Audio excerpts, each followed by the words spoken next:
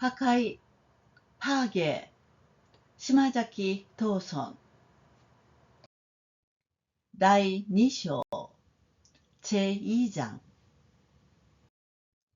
1、毎月28日は月給の渡る日とあって、学校では人々の顔つきもことに引き立って見えた。1. 매달 28일은 월급을 타는 날이어서 학교에서는 사람들의 표정도 유난히 활기차 보였다. 家業の終わりを告げる大鈴が鳴り終わると、男女の教員はいずれも早々に書物を片付けて、受け持ちの教室を出た。いたずら盛りの少年の群れは一時にあふれて、その騒がしさ。弁当条理を振り回し、ズックのカバンを肩にかけたり、風呂敷包みを背負ったりして、声を上げながら帰っていった。일과가 끝난 걸 알리는 큰 종이 울려 퍼지자 남녀 교사들은 모두 재빨리 책을 정리하고 각자 맡은 교실을 나왔다. 장난기 어린 소년들은 일시에 넘쳐나 소란스럽다. 도시락통 집신을 휘두르며 즈크 가방을 어깨에 걸치거나 보자기를 메거나 소리를 지르며 돌아갔다. 牛松もまた高等4年の一組を済まして右左にはせ違う生徒の中を職員室へと急いだのである。우시마츠도 또한 고등 4학년 1반을 마치고 좌우로 달리며 스쳐 지나가는 학생들 사이를 교무실로 서둘렀다. 校長は応接室にいた。この人は軍資格が変わると一緒にこのいい山へ転任してきたので、牛松や銀之助よりも後から入った。学校の方から言うと、二人は校長の小舅にあたる。교장은 응접실에 있었다. 이 사람은 군 장학사가 바뀌자마자 이 이야마로 전임해 왔으니까 우시마츠와 긴노스케보다 나중에 들어왔다. 학교 쪽에서 말하면 두 사람은 교장의 고참격에 해당한다. その日は軍資格と2、3の町会議員とが参考して校長の案内で各教場の授業を少しずつ見た。그날은 군 장학사와 두세 동의원이 학교에 와서 교장의 안내로 각 교실의 수업을 조금씩 참관했다. 軍資学が校長に与えた注意というは職員の監督、日々の教案の整理、黒板、机、腰掛けなどの器具の修繕、または学生の間に流行するトラホームの衛生法など、主に児童教育の形式に関したことであった。군 장학사가 교장에게 한 주의는 직원의 감독, 그날의 교환 정리, 칠판, 책상, 걸상 등 기구의 수선, 또는 학생 사이에 유행하는 트라홈의 위생법 등 주로 아동교육의 형식에 관한 것이었다. 応接室へ帰ってから一度雑談で持ちきって室内にこもるタバコの煙はちょうど白い渦のよう。茶でも出すと見えて小遣いは出たり入ったりしていた。응접실로 돌아온 후 일동 잡담이 계속되어 실내에 꽉 찬 담배 연기는 마치 하얀 소용돌이 같다. 차라도 내는 듯 소사가 드나들고 있었다. この校長に言わせると、教育はすなわち規則であるのだ。軍資学の命令は上官の命令であるのだ。もともと軍隊風に児童を薫陶したいというのがこの人の主義で、日々の挙動も生活もすべてそれから割り出してあった。이 교장이 말하기를 교육은 곧 규칙이다. 군 장학사의 명령은 상관의 명령이다. 원래 군대식으로 아동을 훈도하고 싶다는 게 이 사람의 주의로 매일의 거동도 생활도 모두 그로부터 생각해내고 있었다. 時計のように正確に、これが座右の銘でもあり、生徒に説いて聞かせる教訓でもあり、また職員一同を指図する時の精神でもある。世間を知らない青年教育者の口癖に言うようなことは、無用な人生の飾りとしか思わなかった。시계처럼 정확히 이것이 좌우명이고 학생들에게 들려주는 교훈이며 또 직원 일동을 지휘할 때의 정신이기도 하다. 세상 물정을 모르는 청년 교육자가 입버릇처럼 말하는 건 쓸데없는 인생의 장식물로밖에 생각하지 않았다. この主義で押し通してきたのがついに成功して、まあ少なくとも校長の心持ちだけには成功して、功績表彰の文字を彫刻した名誉の金牌を授与されたのである。이 주의로 관찰한 것이 마침내 성공해서 뭐 적어도 교장의 기본상으로만은 성공해서 공적 표창의 글자를 조각한 명예의 금메달을 수여받은 것이다. ちょうどその一生の記念が今応接室の机の上に置いてあった。人々の視線は燦然とした黄金の光に集まったのである。一人の町会議員はその金筆を、一人はその目方と差し渡しと、一人はその見積もりの代価を、いずれも心に少量したり感嘆したりして眺めた。마침 그 일생의 기념이 지금 응접실 책상 위에 놓여 있었다. 사람들의 시선이 찬연한 황금빛에 쏠렸다. 한 명의 동의원은 그 금의 질을, 한 명은 그 무게와 지름을, 한 명은 그 견적의 값을 모두 마음으로 상냥하거나 감탄하며 바라보았다. 18긴 사시와타시 쿠부 메카타5問目代価およそ30円。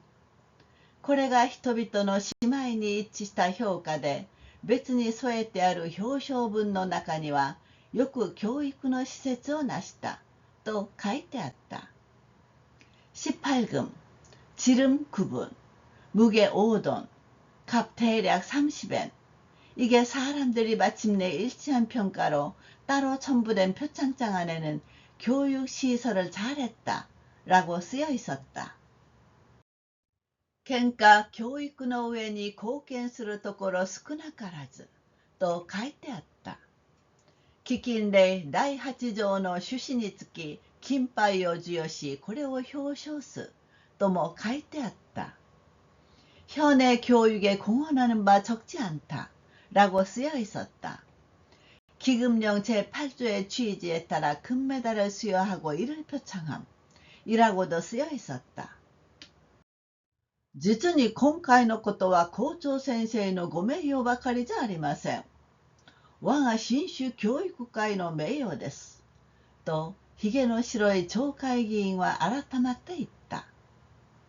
정말 이번 일은 교장 선생님의 명예만이 아닙니다. 우리 신슈 교육계의 명예예요. 하고 수염이 하얀 동의원이 정색하고 말했다. 金淵メガネの議員はその後について、つきましては有志の者がよりまして、お祝いの印ばかりに訴訟を差し上げたいと存じますが、いかがでしょう。今晩三浦屋までおいでを願いましょうか。軍師学さんもどうかまあ제5堂々。 금태환경 의원은 그 끝에 덧붙여 그래서 유지들이 모여 축하 표시로 술을 올리고 싶은데 어떠세요? 오늘 밤 미우라야까지 오시기를 부탁할 수 있을까요? 큰 장학사님도 아무쪼록 부디 동행해 주시기를. 야, そういうご心配に預かりましては実に恐縮します。と校長は椅子を離れて挨拶した。今回のことは教育者にとりましてもこの上もない名誉な次第で非常に私も嬉しく思ってはいるのですが아니 그런 걱정을 해주시다니 정말 황송합니다. 라고 교장은 의자에서 일어나 인사했다. 이번 일은 교육자에게 있어서도 더할 나위 없는 명예로운 일로 저도 매우 기쁘게 생각하고는 있습니다만 考えてみますとこれぞといって功績のあった私ではなし。実はこういう金牌などを頂戴してかえって身の不祥を恥じるような次第で 생각해보니 이렇다 할 공적이 있던 내가 아니어서 실은 이런 금메달 같은 걸 받고 도리어 불초의 몸을 부끄러워하고 있어요. 고조 센세이そうおっしゃってくだすっては使いに来た私どもが困ります。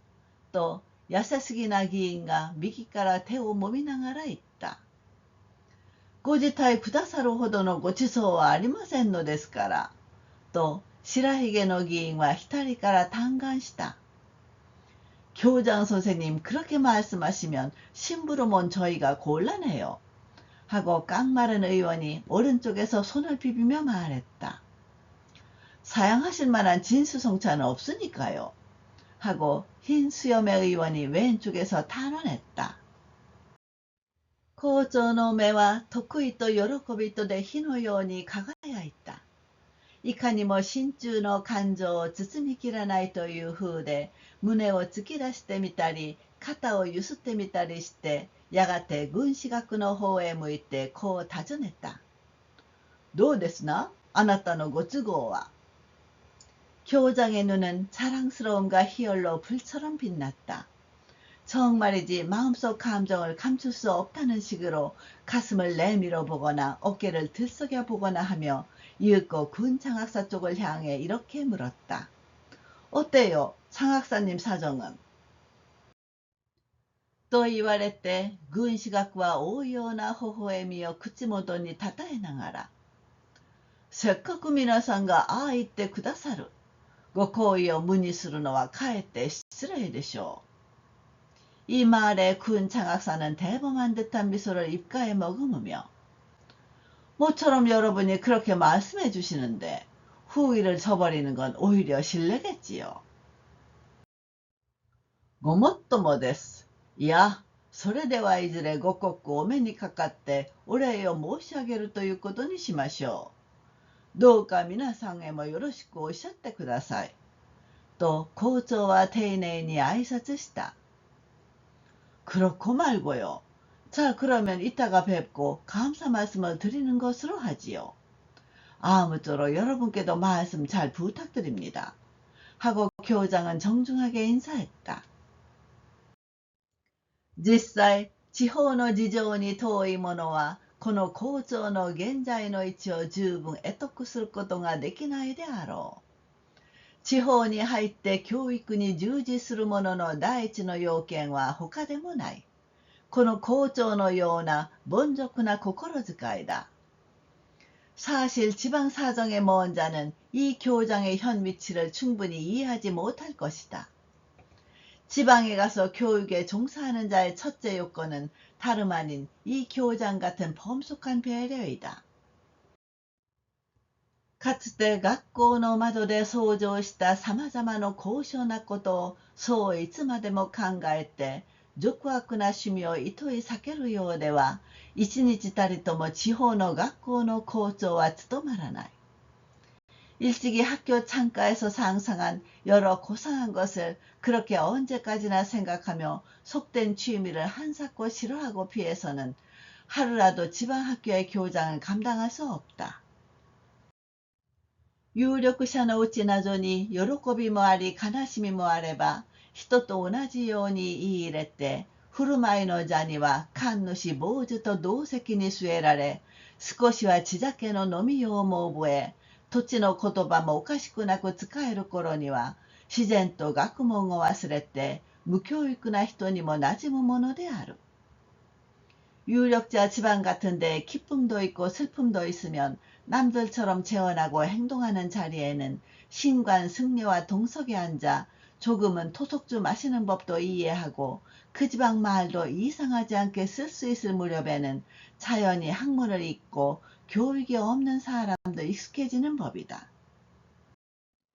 賢いと言われる教育者はいずれも上階議員などに結託して一の剣豪を図るのが普通だ。 똑똑하다는 말을 듣는 교육자는 모두 동의원 따위와 결탁해 지위의 경고함을 꾀하는 게 보통이다. 帽子を取って帰っていく人々の後について校長はそこまで見送って出た。やがて玄関で挨拶して別れるとき、互いにこういう言葉を取り交わした。では、軍師学さんもお誘いくだすって、学校からすぐにおいでよ。恐れ入りました나. 모자를 들고 돌아가는 사람들의 뒤를 따라 교장은 거기까지 배웅하며 나왔다. 이윽고 현관에서 인사하고 헤어질 때 서로 이런 말을 주고받았다. 그럼 군 장학사님도 고원해서 학교에서 바로 오시도록. 황송하네요. 니, 거짓가이? と呼ぶ校長の声は長い廊下に響き渡った。生徒はもう帰ってしまった。教場の窓はみんな閉まって、運動場にテニスする人の影も見えない。이 소사 하고 부르는 교장의 목소리가 긴 복도에 울려 퍼졌다. 학생은 이미 돌아가 버렸다. 교실 창문은 모두 닫히고 운동장에 테니스 치는 사람의 그림자도 보이지 않는다. 急にそこいらは震撼として、時々職員室に起こる笑い声のほかには、寂しい静かな風琴の調べが途切れ途切れに2階から聞こえてくるくらいのものであった。갑자기 주인은 쥐죽은 듯 고요하고 이따금 교무실에서 나는 웃음소리 외에는 쓸쓸하고 조용한 풍금가락이 띄엄띄엄 2층에서 들려올 정도였다. 헤이, なんじょご用でございますかと小遣いは上草履を鳴らして駆け寄る。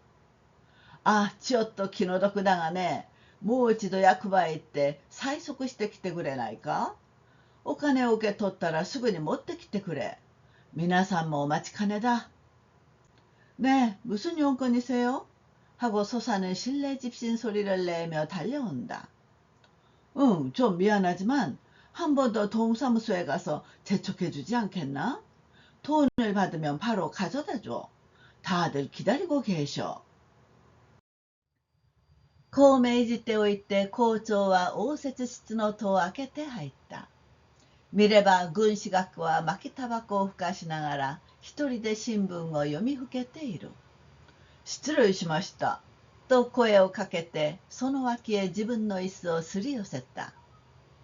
이렇게 시켜놓고 교장은 응접실문을 열고 들어갔다. 보니 군 장학사는 권련을 피우며 혼자 신문을 탐독하고 있다. 실례했습니다. 라며 말을 걸고 그 옆에 자기 의자를 갖다 대었다. 見たまえ、まあこの信濃毎日よ。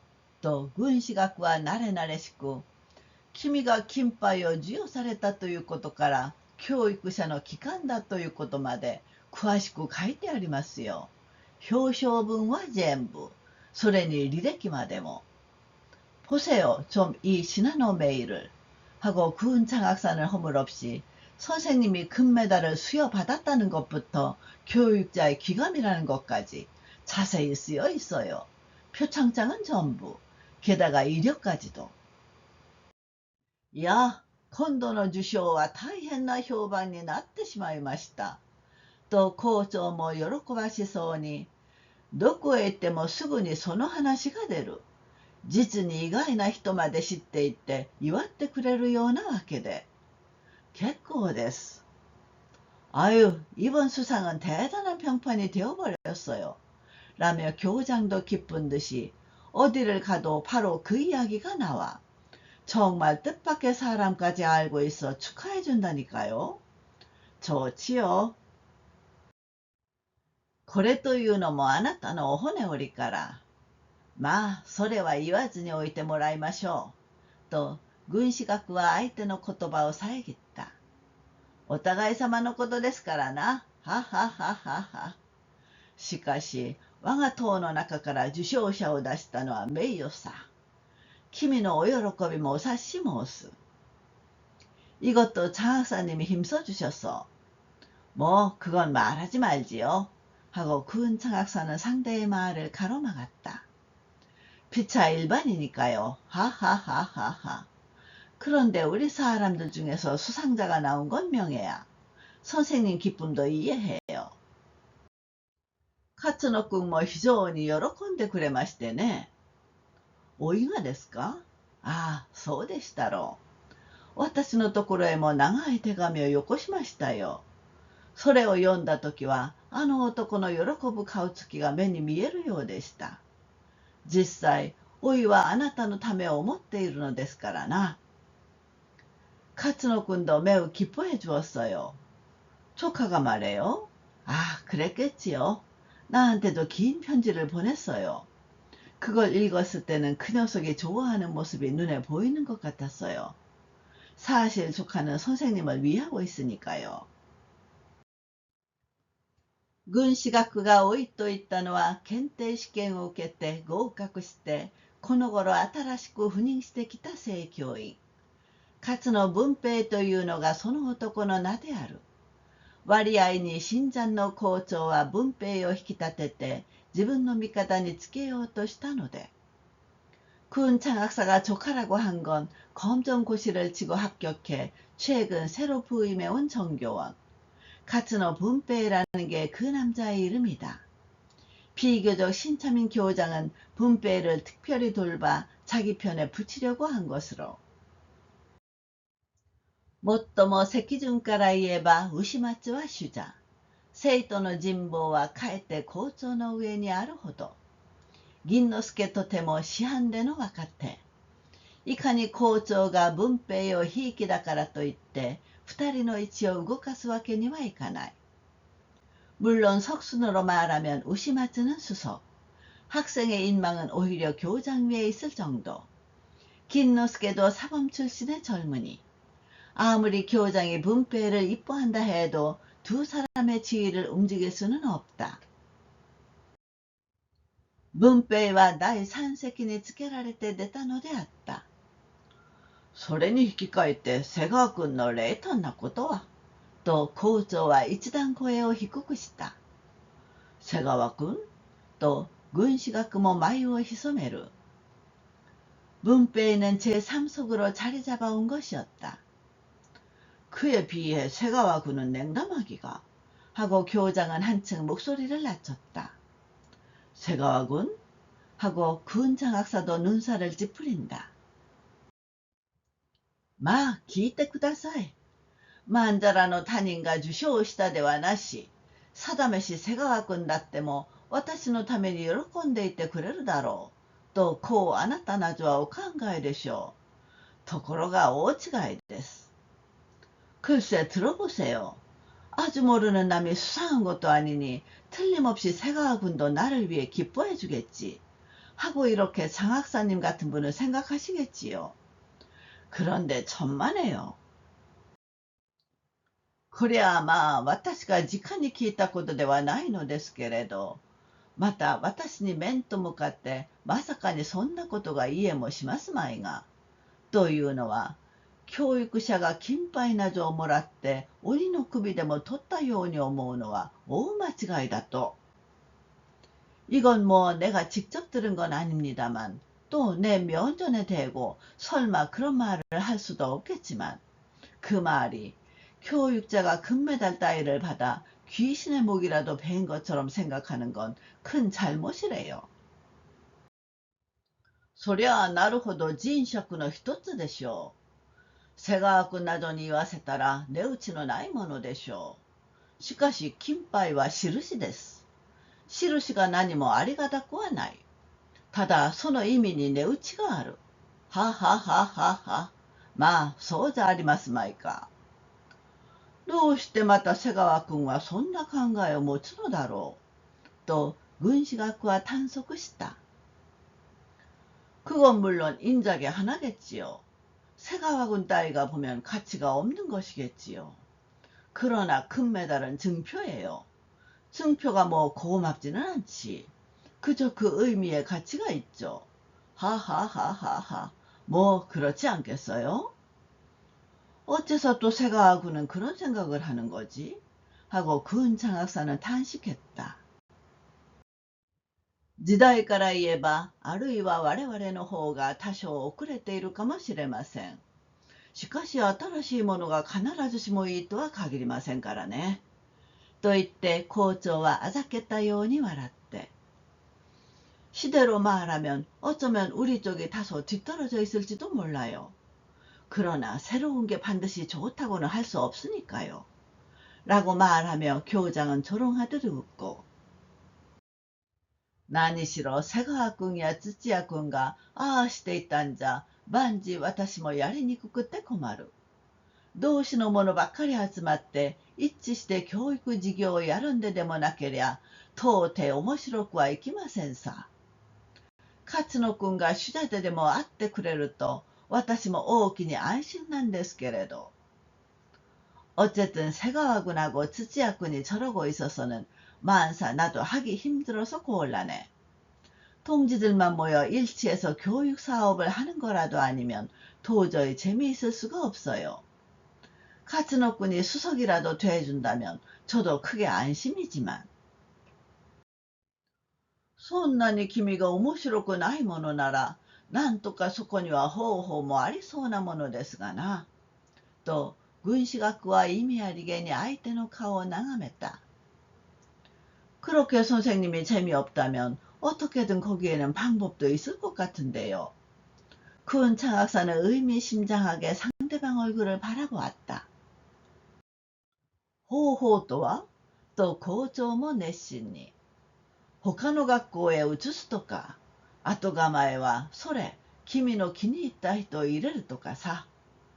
そこです。同じ移すにしても何か口実がないと、よほどそこはうまくやらないと。あれで瀬川君はなかなか生徒間に人望がありますから。방법이란? 하고 교장도 열심히. 다른 학교로 옮긴다든지, 후임에는 그 선생님 마음에 드는 사람을 넣는다든지.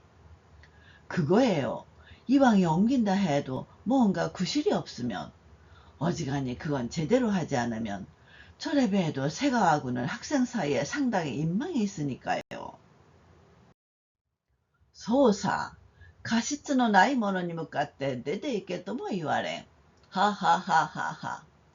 あまりまた再興したように思われるのも嫌だ。と言って軍師学は気を変えて、그래、과실이 없는 자를 향해 나가라는 말은 못하지. 하하하하하. 너무 또 잔재주를 부린 것처럼 생각되는 것도 싫어. 라고 말하고 군 장학사는 마음을 받고, まあ、私の口からおいを褒めるでもありませんが、あなたのためにはきっとお役に立つだろうと思いますよ。瀬川君に比べると勝るとも劣ることはあるまいと言うつもりだ。もうネイブロチョカル칭찬하는것도아니지만선생님을위해서는꼭도움이될거라고생각해요。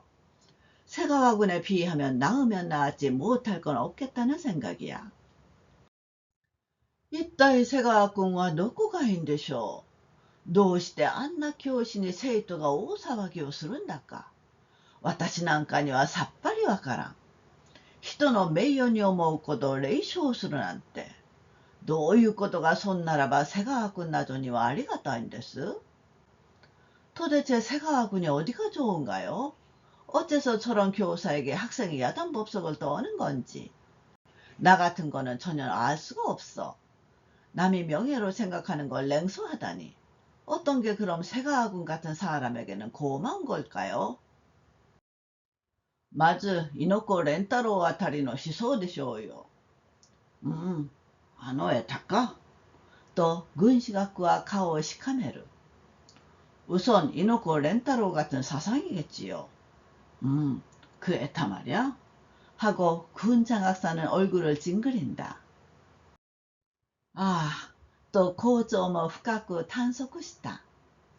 猪子のような男の書いたものが若い者に読まれるかと思えば恐ろしい。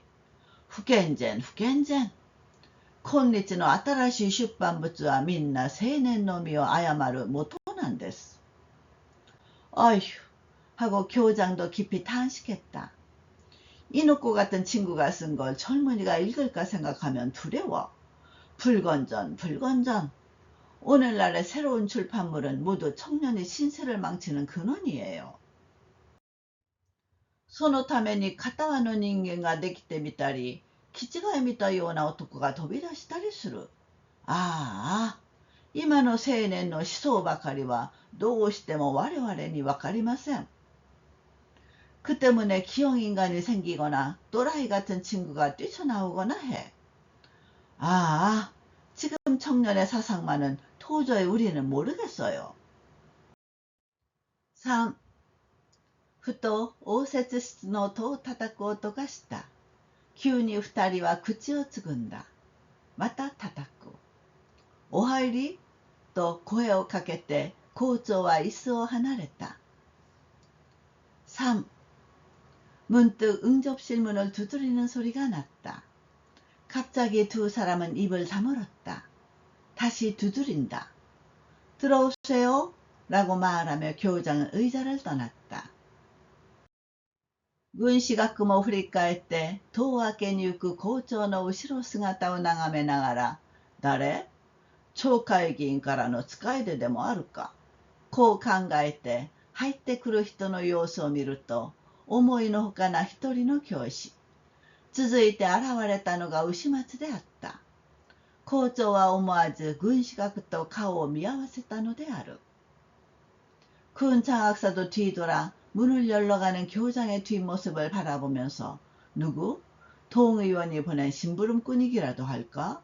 이렇게 생각하며 들어오는 사람의 모습을 보니 뜻밖의 한 명의 교사. 이어서 나타난 것이 우시마츠였다. 교장은 무심결에 군 장학사와 얼굴을 마주보았다. 고조先生, 何かご用談中じゃありませんか? 또 우시마츠와 다전했다. 校長はちょっと微笑んで、いえ、何、別に用談でもありません。今二人で大噂をしていたところです。교장 선생님, 뭔가 일 이야기 중이셨어요? 하고 우시마츠는 물었다. 교장은 잠깐 미소 짓고, 아니 뭐 별로 일 이야기는 아니에요. 지금 둘이서 선생님 이야기를 하던 참이에요. 実はこの風間さんですが、ぜひ軍師学さんにお目にかかって直接にお願いしたいことがあるそうですから。こう言って牛松は一緒に来た同僚を勧めるようにした。실은 이 가자마 선생님 말인데요. 꼭 군 장학사님을 뵙고 직접 부탁드리고 싶은 게 있다고 해서요. 이렇게 말하고 우시마츠는 함께 온 동료를 내세우듯이 했다. 風間慶之進は時世のために置き去りにされた老朽な小学教員の一人。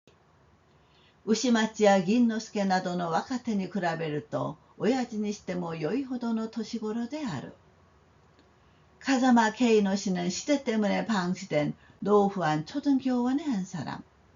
우시마츠와 긴노스케 같은 젊은이에 비하면 아버지라고 해도 좋을 정도의 나이다.黒木綿の紋付き羽織、赤じみた着物、粗末な小倉の袴をつけて、おずおず軍師学の前に進んだ。下り坂の人は気の弱いもので、少し軍師学に冷酷な様子が現れると、もう妙に硬くなって思うことを言いかねる。검은 무명에 가문을 넣은 하오리, 때 묻은 기모노, 초라한 고쿠라 하카마를 입고 쭈뼛쭈뼛 군 장학사 앞으로 나아갔다. 내리막길 사람은 마음이 약한 법으로 군 장학사가 좀 냉혹한 태도를 드러내면 벌써 이상하게 굳어져 생각하는 말을 꺼내지 못한다. 何ですか?私に用事があるとおっしゃるのは。こう催促して軍師学はいたけだかになった。あまり慶之進がぐずぐずしているので、姉妹には軍師学も気を入らって時計を出してみたり、靴を鳴らしてみたりして、どういうお話ですか?おっしゃってみてくださらなければわかりませんな。뭐지요? 나한테 볼 일이 있다고 말씀하시는 건. 이렇게 재촉하며 군 장학사는 위압적인 태도가 됐다. 케이노신이 너무 주저하고 있으니까 마침내 군 장학사도 애가 타서 시계를 꺼내보거나 구두소리를 내보거나 하며 무슨 말씀이세요? 말씀해 보시지 않으면 알 수 없지요. もどかしく思いながら椅子を離れて立ち上がるのであった。慶之進はなおなお言いかねるという様子で、実は少しお願いしたいことがありまして。답답한 마음에 의자를 떠나 일어섰다. 케이노 씨는 더욱더 말을 못 꺼내는 듯한 모습으로 실은 좀 부탁드리고 싶은 게 있어서요. また室の中はしんとしてしばらく声がなくなった。首を垂れながら少し震えているケイノシンを見ると、牛町は哀れみの心を起こさずにいられなかった。다시 방 안은 조용하니 잠시 소리가 없어졌다. 고개를 떨구고 조금 떠오는 게이노신을 보자 우시마츠는 연민에 찬 마음을 일으키지 않을 수 없었다. 軍師学はもうこらえかねるという風で、私はこれで忙しい体です。何かおっしゃることがあるならずんずんおっしゃってください。군 장학사는 이젠 참을 수 없다는 식으로 나는 이래봬도 바쁜 몸이에요. 뭔가 하실 말씀 있으면 주저없이 말씀해 주세요. 우시마츠와 미루니 미칸했다. 카자마さん、そんなに遠慮しない方がいいじゃありませんか。あなたは退職後のことをご相談していただきたいと言うんでしたろう。こう言ってやがて軍師学の方へ向いて、私から伺います。まあ風間さんのように退職となった場合には恩給を受けさせていただくわけに参りませんものでしょうか。우시마츠는 차마 볼 수가 없었다. 카자마 선생님, 그렇게 사양하지 않는 편이 좋잖아요. 선생님은 퇴직 후에 이 일을 상의하고 싶다는 거였잖아요. 이렇게 말하고 이윽고 군 장학사 쪽을 향해 제가요 죽겠어요. 뭐 가자마 선생님처럼 퇴직이 된 경우에는 연금을 받도록 해주실 수 없는 걸까요? 물론 됐어, そんなことは。と軍師学は冷ややかに言い放った。小学校例の思考規則を出してごらんなさい。そりゃ規則は規則ですけれど。물론이에요, 그런 건. 하고 군 장학사는 차갑게 말했다. 초등학교령 시행규칙을 꺼내보세요. 그야 규칙은 규칙이지만. 規則にないことができるものですか。体が衰弱して職務を取るに耐えないから退職する。それをこちらで止める権利はありません。しかし、恩給を受けられるという人は満15カ年以上在職した者に限った話です。風間さんのは14カ年と6ヶ月にしかならない。규칙이 없는 걸 할 수 있겠어요? 몸이 쇠약해져 직무를 감당할 수 없어서 퇴직한다. 그걸 이쪽에서 말릴 권리는 없어요. 그러나 연금을 받을 수 있는 사람은 만 15년 이상 재직한 사람에 한한 이야기예요. 카자마 씨는 14년하고 6개월밖에 안 돼. でもありましょうが、わずか半年のことで教育者を一人お救いくださるとしたら、そんなことを言ってみた日には際限がない。なんぞと言うと風間さんはすぐに家の事情だ。誰だって家の事情のないものはありゃしません。まあ、恩給のことなどは諦めて、せっかくご静養なさるがいいでしょう。그렇기는 하지만 불과 반년으로 교육자를 한 분 구해주신다고 하면 그런 걸 말해본들 끝이 없어. 뭐냐고 하면 카자마 씨는 바로 집안사정이야. 누구라도 집안사정이 없는 이는 없어요. 아무튼 연금 같은 건 단념하고 애써 정양하시는 게 좋겠지요. こう跳ねつけられてはもう取り付く島がないのであった。牛松は気の毒そうに慶の神の横顔を見守って、どうです風間さん。あなたからもお願いしてみては。이렇게 거절당해서는 이제 말을 붙일 수가 없었다. 우시마츠는 안쓰러운 듯이 게이노신의 옆모습을 지켜보며 어때요, 가자마 선생님? 선생님께서도 부탁해 보시면.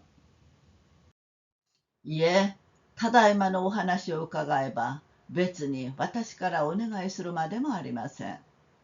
お言葉に従って諦めるより他はないと思います。その時小遣いが重たそうな風呂敷包みを下げて役場から帰ってきた。この知らせをしように軍師学は帽子を取って校長に送られて出た。아니, 지금 말씀을 들으니 별로 제가 부탁할 것까지도 없네요. 말씀에 따라 포기할 수밖에 없다고 생각해요. 그때 소사가 무거워 보이는 보따리를 들고 동사무소에서 돌아왔다. 이 기별을 계기로 군 장학사는 모자를 들고 교장이 배웅해서 나갔다. 시男女の教員は広い職員室に集まっていた。その日は土曜日で、月給取りの身にとってはかえって明日の日曜よりも楽しく思われたのである。さあ、남녀 교원은 넓은 교무실에 모여 있었다. 그날은 토요일이어서 월급쟁이로서는 오히려 다음 날인 일요일보다도 즐겁게 생각되었다. ここに集まる人々の多くは、日々の長い勤めと多数の生徒の取り扱いとにくたびれて、さして教育の授業に興味を感じるでもなかった。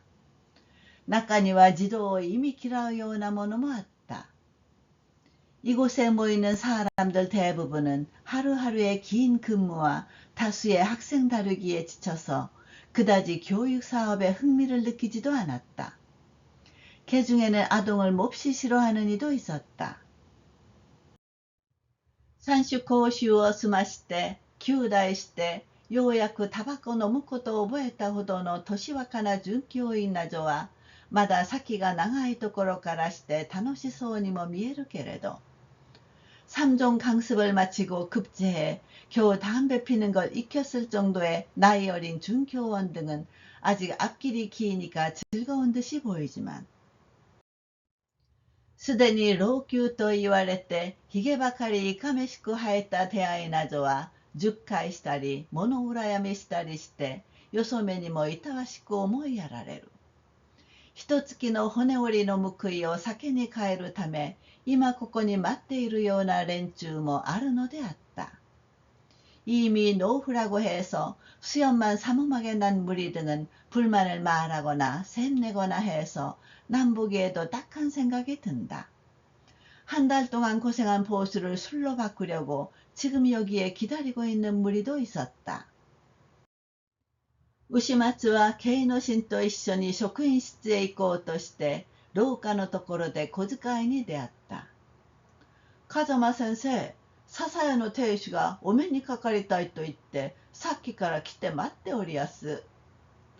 不意を打たれて慶の神はさも苦々しそうに笑った。何？笹谷の亭主？우시마츠는 케이노신과 함께 교무실에 가려다 복도에서 소사를 만났다. 가자마 선생님, 사사야 주인이 뵙고 싶다고 해서 아까부터 와서 기다리고 있어요. 허를 찔려 케이노신은 씁쓸한 듯 웃었다. 뭐? 사사야 주인? 사사야とは飯山の町外れにある飲食店。農夫のために地酒を温めるようなうちで、老朽な慶の神が浮世を忘れる隠れ家ということは、特に牛松も承知していた。사사야란 이야마 변두리에 있는 음식점, 농부를 위해 토속주를 데우는 집으로 노후한 게이노신이 속세를 잇는 은신처라는 것은 이미 우시마츠도 알고 있었다. 今日月給の渡る日と聞いて酒の菓子の催促に来たかとは慶の神の寂しい苦笑いで知れる。学校まで取りに来なくてもよさそうなものだ。と慶の神は独り言のように言った。いいから待たしておけ。と小遣いに言い含めてやがて二人して職員室へと急いだのである。오늘 월급 받는 날이라고 듣고 술값을 재촉하러 왔는가? 라는 건 케이노신의 쓸쓸한 쓴웃음으로 알게 된다. 좀 학교까지 받으러 오지 않아도 될 텐데 하고 케이노신은 혼잣말처럼 말했다. 그래 기다리게 둬 하고 소사에게 알아듣게 말하고 그대로 둘이서 교무실로 서둘렀다. 10月下旬の日の光はガラス窓から差し入って、タバコの煙に混じる室内の空気を明るく見せた。あそこの掲示板の下に一群れ、ここの時間表の脇に一塊。いずれも口から泡を飛ばしていいのの知っている。10월 하순의 햇빛은 유리창으로 들어와 담배 연기에 섞이는 실내 공기를 환하게 보여주었다. 저기 게시판 밑에 한 무리, 여기 시간표 옆에 한 덩어리, 모두 입에서 거품을 튀기며 시끄럽게 떠들어대고 있다. 우시마츠와 시츠노 이리구치に立って眺めた。見れば軍師学の老いという勝の文平。灰色の壁に寄りかかって銀之助と二人並んで話している様子。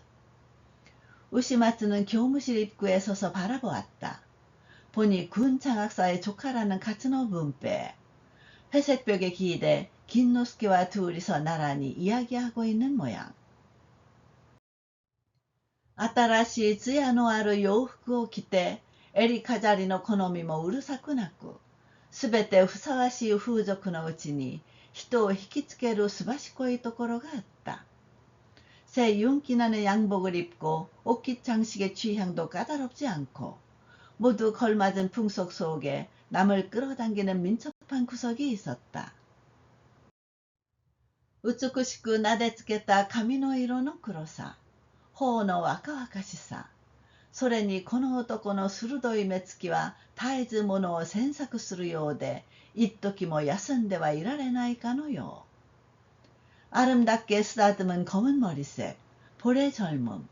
게다가 이 남자의 날카로운 눈빛은 끊임없이 뭔가를 천착하는 듯해서 한시도 쉬고는 있을 수 없는 것 같다. これを銀之助のごぶがり頭、顔の色赤々としてちぶとりして、なりもふりも構わず腕まくりしながら、話したり笑ったりする肌合いに比べたら、その二人の相違はどんなであろう。物見高い女教師連の視線はいずれも文平の身に集まった。이것을 긴노스케의 오픈 삭발머리, 얼굴색 붉고 통통하니 외양 따위는 개의치 않고 팔을 걷어붙이며 이야기하거나 웃거나 하는 성격에 비하면 그 두 사람의 차이는 어떤 것일까? 호기심 많은 여교사 무리의 시선은 모두 문배의 몸에 쏠렸다. 牛松は文平のこちゃっぱりとしたなりふりを見て、別にそれを羨む気にもならなかった。ただ気がかりなのは、あの新教員が自分と同じ地方から来たということである。우시마츠는 분배의 맵시 있는 차림새를 보고 별로 그것을 부러워할 기분도 들지 않았다. 그저 마음에 걸리는 것은 그 신교원이 자기와 같은 지방에서 왔다는 것이다. こもる辺の地理にも詳しい様子から押して考えると、いつどこで瀬川の家の話を聞かないものでもなし、広いようで狭い世間の悲しさ、あのお頭は今これこれだ、という人でもあった日には、고모로 주변 지리도 자세히 아는 모습에서 미루어 생각해보니 언제 어디서 세가와네 집 이야기를 듣지 않을 것도 아니고 넓은 듯 좁은 세상의 슬픔. 그 우두머리는 지금 이러이러하다 하고 말하는 사람이라도 있는 날에는. 무론 이맛도 났대 손나고도 이유모노모 아르마이가 마 만만이지それこそあの教員も聞き捨てにはしまい。こう牛松は疑い深く推量して、なんとなく油断がならないように思うのであった。不安な牛松の眼には、さまざまな心配の種が移ってきたのである。물론 지금에 와서 그런 말을 할 자도 없겠지만, 뭐 만일 그야말로 그 교원도 그냥 들어넘기지 않을 것이다. 이렇게 우시마츠는 미심쩍게 추측하며 왠지 방심할 수 없다고 생각했다.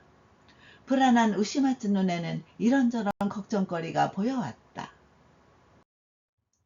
야가테校長は役場から来た金の調べを終わった。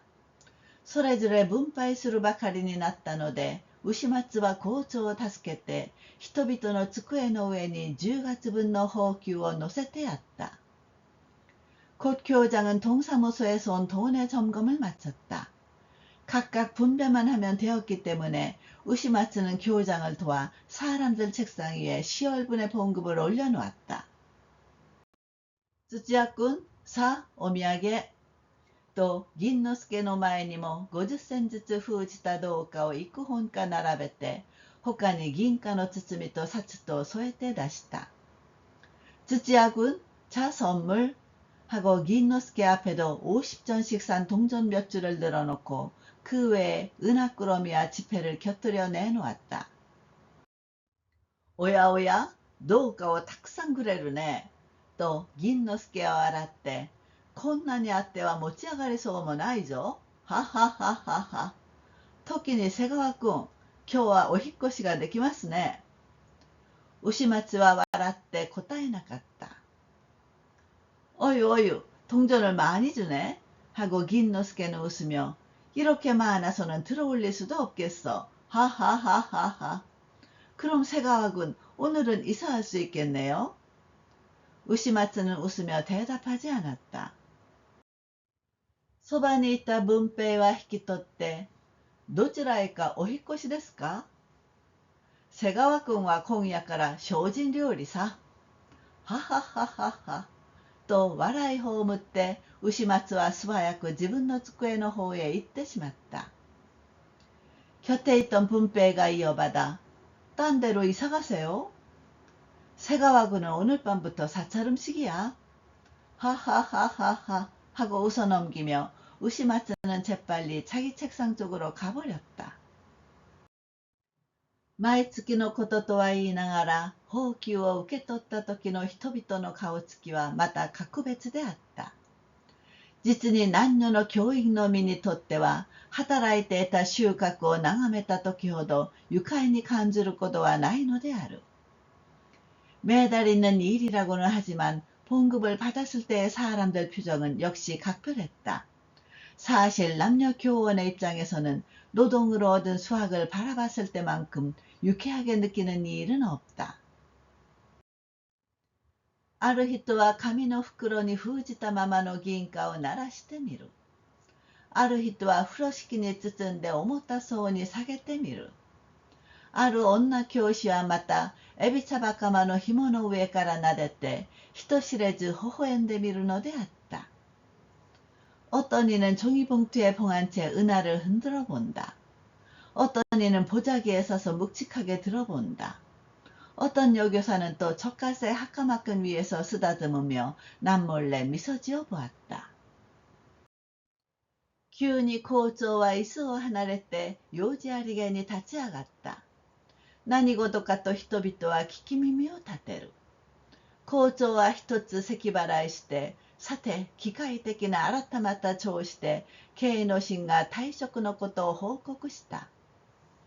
갑자기 교장은 의자를 떠나 볼 일이 있는 듯이 일어섰다. 무슨 일인가 하고 사람들은 귀를 기울인다. 교장은 한번 헛기침을 하고 그리고 기계적으로 정색한 상태로 개노신의 퇴직에 관한 것을 보고했다. ついては来たる11月の3日、店長節の式の済んだ後、この老厚な教育者のために茶話会を開きたいと言い出した。賛成の声は起こる。慶の臣はすくっと立って一礼して、やがて拍子の抜けたように元の席へ帰った。따라서 오늘 11월 3일, 천장절식이 끝난 후, 이 공로 교육자를 위해 다가회를 열고 싶다고 말했다. 찬성의 목소리가 일어난다. 케이노 씨는 자리에서 벌떡 일어나 인사를 하고 곧 맥이 빠진 듯 원래 자리로 돌아갔다. 一度帰り支度を始めたのは間もなくであった。男女の教員がケイの芯を取り巻いていろいろ言い慰めている間に、ついと牛松は風呂敷包みを引っ提げて出た。모두 돌아갈 준비를 시작한 건 얼마 지나지 않아서였다. 남녀 교원이 개인호신을 둘러싸고 이것저것 말로 위로하고 있는 사이에 휙 우시마츠는 보자기를 들고 나왔다. 銀之助が友達を探して歩いた時は、職員室から廊下、廊下から応接室、小遣い部屋、昇降口まで来てみても、もうどこにも牛松の姿は見えなかったのである。銀之助が친구를 찾아다녔을 때는 교무실에서 복도, 복도에서 응접실, 소사방, 승강구까지 와봐도 이제 어디에도 우시마츠의 모습은 보이지 않았다. 5. 牛松は大急ぎで下宿へ帰った。月給を受け取ってきて、妙に気強いような心持ちにもなった。昨日は湯にも入らず、タバコも買わず、早く蓮華寺へ、と思い焦るばかりで、暗い一日を過ごしたのである。5. 우시마츠는 서둘러 하숙으로 돌아왔다. 월급을 받아와서 묘하게 든든한 마음도 들었다.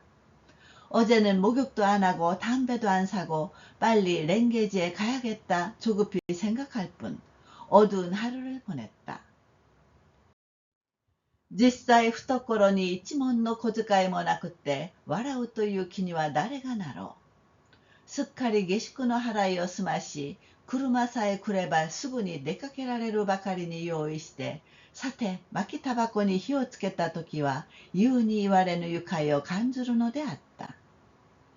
사실 회중에 한 푼의 용돈도 없이 웃을 기분이 누가 들겠나. 말끔히 하숙비 계산을 마치고 술에만 오면 곧바로 출발할 수 있도록 준비하고 그러고서 권련에 불을 붙였을 때는 이루 말할 수 없는 유쾌함을 느꼈다. 引っ越しはなるべく目立たないようにという考えであった。気がかりなは下宿のかみさんの思惑で、まあこの出し抜けな宿替えを何と思って見ているだろう。 이사는 가능한 눈에 띄지 않도록 그렇게 하자는 생각이었다. 마음에 걸리는 건 하숙집 안주인의 의심으로 글쎄 이 느닷없는 이사를 어떤 생각으로 보고 있을까. 何か放逐された大臣と自分との間には一種の関係があって、それで面白くなくて引っ越すとでも思われたらどうしよう。あの愚痴な性質から根掘り葉掘り聞きとがめて、なぜ引っ越す？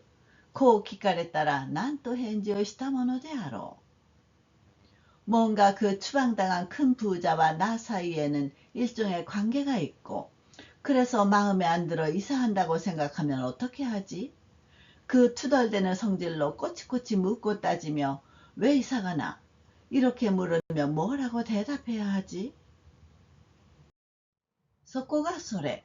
引っ越さなくてもいいものを無理に引っ越すのであるから、なんとなく妙に気がとがめる。下手なことを言い出せばかえってやぶへびだ。都合があるから引っ越す。理由はそれでたくさんだ。 역시 이사하지 않아도 되는 걸 무리하게 이사하는 거니까 왠지 묘하게 마음이 꺼려진다. 어설피 말을 꺼내면 오히려 긁어부스럼이다. 사정이 있어 이사한다. 이유는 그걸로 충분하다. こういろいろに考えて疑ったり恐れたりしてみたが、多くの客を相手にするかみさんの様子はそう心配したほどでもない。そうこうするうちに頼んでおいた車も来る。 이렇게 이리저리 생각하며 의심하거나 두려워하거나 해보았는데 많은 손님을 상대하는 안주인의 모습은 그다지 걱정할 만큼은 아니다. 그러다가 부탁해둔 짐수레도 온다. 荷物といえば本箱、机、柳氷、それに布団の包みがあるだけで道具は一切一台の車で間に合った。牛松はランプを手に持ってかみさんの声に送られて出た。 짐이라고 하면 책장, 책상, 버들고리, 거기에 이불 보따리가 있을 뿐 도구는 모두 수레 한 대로 충분했다. 우시마츠는 램프를 손에 들고 안주인이 배웅하는 목소리를 뒤로 하고 나갔다. こうして車の後についてとぼとぼと2、3丁も歩いてきたかと思われる頃、今までの下宿の方をちょっと振り返ってみたときは、思わずほっと深いため息をついた。이렇게 해서 술의 뒤를 따라 터벅터벅 두세 구획이나 걸어왔나 싶을 무렵, 지금까지의 하숙족을 잠깐 돌아보았을 때는 무심코 휴 깊은 한심을 내쉬었다. 미찌와 와르시 구루마와 오소시, 우시마츠와 시즈카니 이쇼의移り変わりを考えて自分で自分の運命を哀れみながら歩いた。寂しいとも悲しいともおかしいとも何ともかとも名の付けようのない心持ちは激しく胸の中を往来し始める。도로는 나쁘고 수레는 느리고 우시마츠는 조용히 일생의 변천을 생각하며 스스로 자기 운명을 연민하며 걸었다. 외롭다고도 슬프다고도 이상하다고도 뭐라고도 이름 붙일 수 없는 기분이 격렬하게 가슴속을 오가기 시작한다. 思い出の情は身に迫って無限の考えを起こさせるのであった。それは11月の近づいたことを思わせるような焦々とした日で、湿った秋の空気が薄い煙のようにまちまちを引き包んでいる。道端に黄ばんだ柳の葉はパラパラと地に落ちた。추억의 정이 몸에 다가와 무한한 감회를 불러일으켰다. 그건 11월이 가까워진 것을 생각하게 하는 쓸쓸한 날로 축축한 가을 공기가 옅은 연기처럼 동네를 에워싸고 있다. 길가에 노을해진 버들잎이 홀홀 땅에 떨어졌다. 途中で髪の旗を仕立てた 少年の一群れに出会った。音楽隊のモノマネ、唱歌の勇ましさ、笛太鼓も入り乱れ、足拍子揃えて面白おかしく歌ってくるのはどこのうちの子か。ああ、尋常科の生徒だ。도중에 종이 깃발을 앞세운 소년의 한 무리와 마주쳤다. 음악대 흉내, 차한가의 씩씩함, 피리와 북도 뒤섞이고 발장단 맞춰 유쾌하고 즐겁게 노래하며 오는 건 어느 집 아이인가. 아, 보통과 학생이다. 見ればその後について少年と一緒に歌いながら一目も構わずやってくる上機嫌の酒酔いがある。よろよろとした足元ですぐに退職の芸能人と知れた。보니 그 뒤를 따라 소년과 함께 노래 부르며 남의 눈도 상관 않고 다가오는 매우 기분 좋은 취객이 있다. 비틀비틀한 걸음걸이로 금방 퇴직한芸能신이라고 알았다. 瀬川くん、ちょっと見てくれたまえ。これが我が輩の音楽隊さ。と指さしながら熟し臭い息を吹いた。芸能人はどこかで飲んできたものと見える。刺された少年の群れは一度にどっと声を上げて自分たちの哀れな先生を笑った。瀬川君、잠깐 봐주시게. 이게 내 음악대야. 하고 가리키며 홍시 냄새나는 숨을 내쉬었다. 케이노 씨는 어디선가 마시고 온 걸로 보인다. 가리킨 소년의 무리는 한꺼번에 와 소리를 질러 자기들의 딱한 선생을 비웃었다. 하지메! 케이노 씨와 다음을 애니 시키스루 요나 조시대 있다. 쇼군, 기키타마에. 콘니치마데 왕아하이와 쇼군노 센세이다った. 明日からはもう諸君の先生じゃない。시작. 케이노 씨는 장난으로 지휘하는 듯한 어조로 말했다. 최군 좀 들어봐. 오늘까지 나는 최군의 선생님이었어. 내일부터는 이제 최군의 선생님이 아니야. その代わり諸君の音楽隊の指揮をしてやる。よしか？わかったかね？あはははは。と笑ったかと思うと熱い涙はその顔を伝って流れ落ちた。그 대신 최군의 음악대 지휘를 해주겠어. 됐어? 알았어? 아하하하하 하고 웃었나 했더니 뜨거운 눈물이 그 얼굴을 타고 흘러내렸다. 무작위나 온갖二人は一斉に観光を上げて足拍子揃えて通り過ぎた。Kの神は何か思い出したようにじっとその少年の群れを見送っていたが、やがて心づいて歩き始めた。천진난만한 음악대는 일제히 환호성을 지르며 발장단을 맞춰 지나갔다.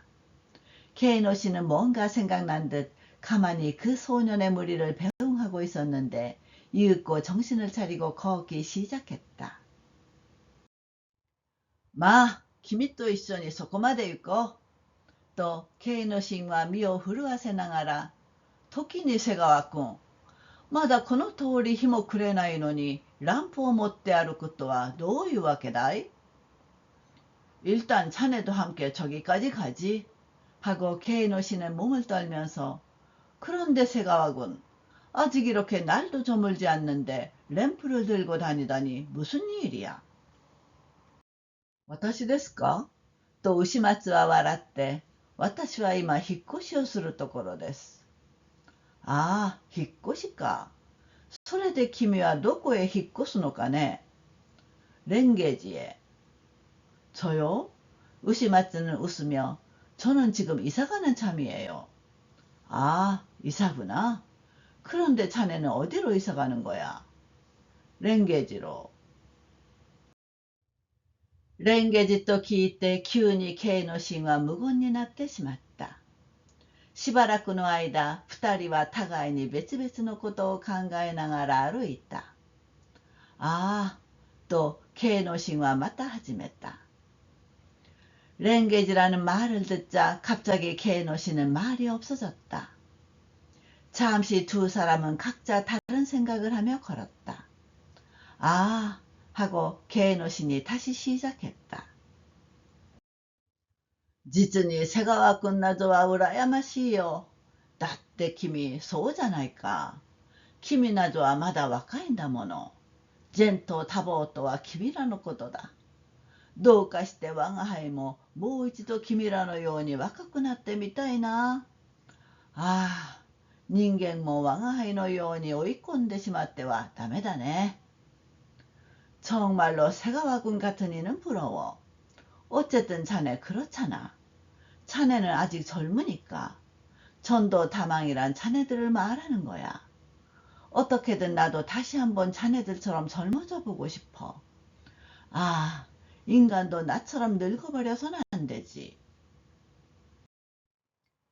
6. 車は遅かった。牛松、Kの神の二人は互いに並んで話しついていった。6. 수레는 느렸다. 우시마츠와 Kの神두 사람은 서로 나란히 이야기하며 따라갔다.とある町へ差し掛かった頃、急に車夫は車を止めて、ヒヤビヤとした空気を呼吸しながら、額に流れる汗を押し拭った。어느 마을에 다다랐을 무렵, 갑자기 수레꾼은 수레를 세우고 싸늘한 공기를 호흡하면서 이마에 흐르는 땀을 눌러 닦았다. 미래봐, 마치の空は灰色の水蒸気に包まれてしまって、わずかに西の一方にきな光が深く輝いている。いつもより早く日は暮れるらしい。보니 동네 하늘은 잿빛 수증기에 쌓여버리고 약간 서쪽 한편에 노란 빛이 깊이 빛나고 있다. 평소보다 일찍 해가 지는 듯하다. にわかに道も薄暗くなった。まだ明かりをつける時刻でもある前に、もう一軒つけたうちさえある。その軒先には三浦屋の文字がありありと読まれるのであった。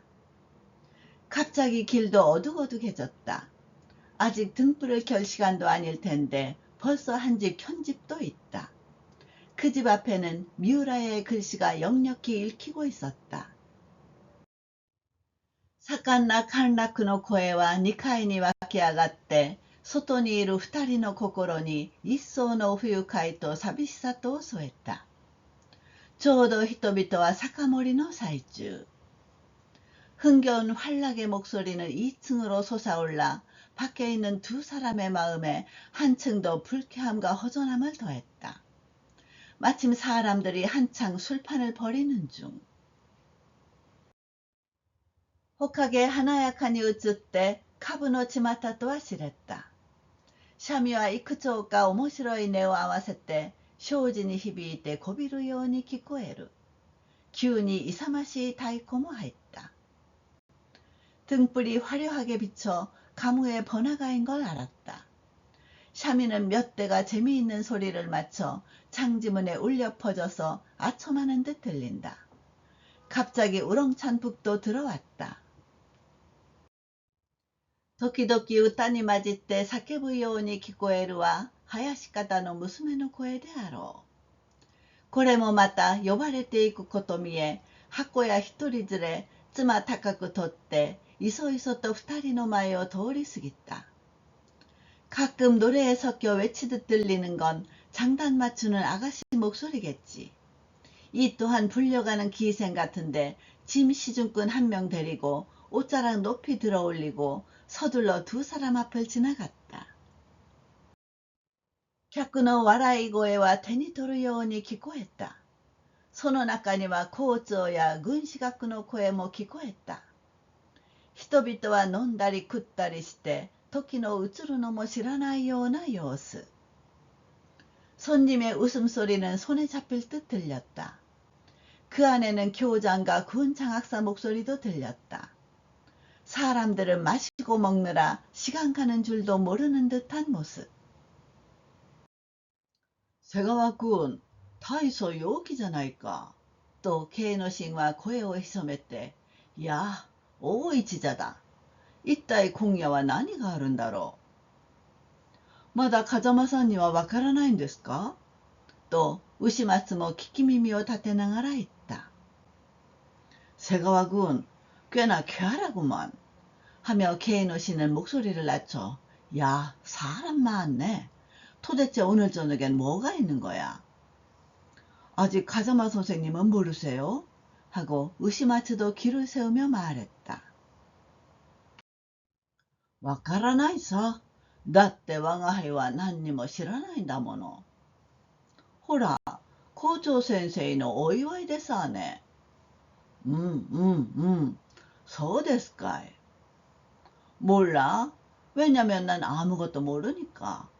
그거 교장 선생님 축하해요. 그래요. 一曲の歌が済んで盛んな拍手が起こった。また杯のやりとりが始まったらしい。若い女の声で、姉さん、お調子などと呼び騒ぐのを聞き捨てて、牛松慶之進の二人は三浦屋の脇を横切った。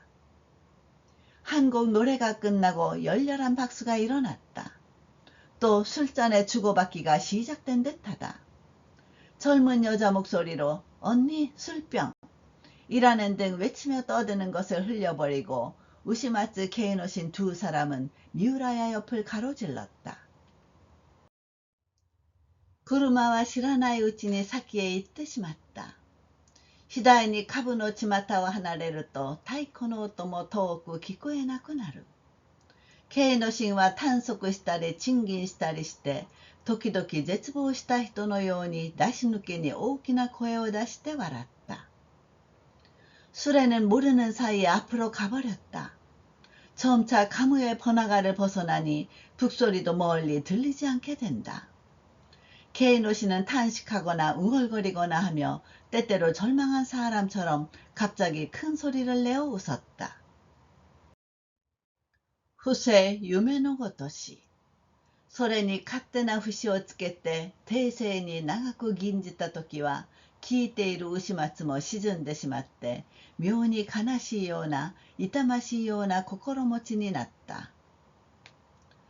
덧없는 세상 꿈과 같도다. 거기에 멋대로 곡을 붙여서 낮은 소리로 길게 읊었을 때는 듣고 있던 우시마츠도 가라앉아 버려서 묘하게 슬픈 듯한 가여운 듯한 기분이 들었다. 긴세 초나사즈. 아, せっかくの酒も冷めてしまった。と、Kの神は探索して、獣のうなるような声を出しながら歩く。牛松も哀れんで、やがてこう尋ねてみた。손가락이 안 맞아. 아, 모처럼의 술도 깨버렸어. 라며 케이노 씨는 탄식하고 짐승이 으르렁거리는 듯한 소리를 내며 걷는다. 우시마츠도 가엾이 여겨 이윽고 이렇게 물어보았다. 가자마사, あなたはどこまで行くんですか? 我が輩かね。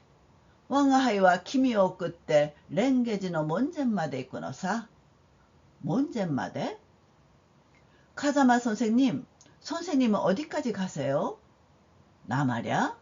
나는 자네를 바래다 주러 랭게지 문전까지 가는 거야.